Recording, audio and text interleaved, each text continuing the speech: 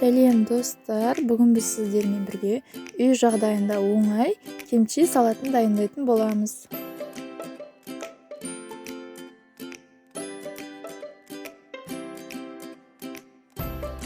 Ол үшін біз бірінші осындай пекинский капустаны бөліктерге бөлеміз де жақсылап жуып аламыз. Содан соң жуып болған соң суынан сырғимыз. Содан соң біздің капустаны бір бөлек ыдысқа бір-бірлеп салып тұрып, үстіне жақсылап тұздап, әр қабатты тұздап шығамыз.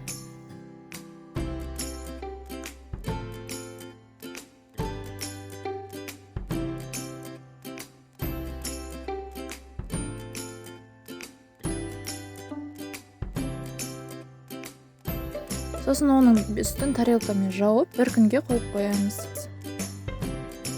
Біздің капуста бір күн тұрған соң оның тарелкасын аламыз. Біздің капустадан осындай суы шығуы қажет.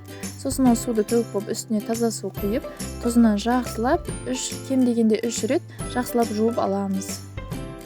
Сосын біздің капустаны осылай турап шығамыз.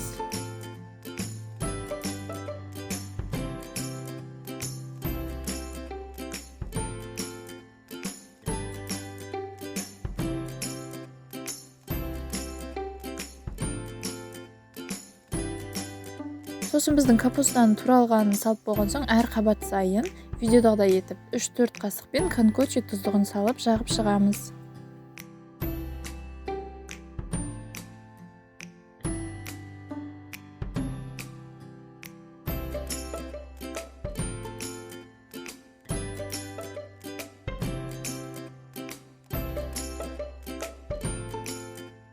Содан соң оларды біркелкі етіп араластырамыз. Біздің конкочи тұздығы мен капуста біркелкі араласып шығуы қажет.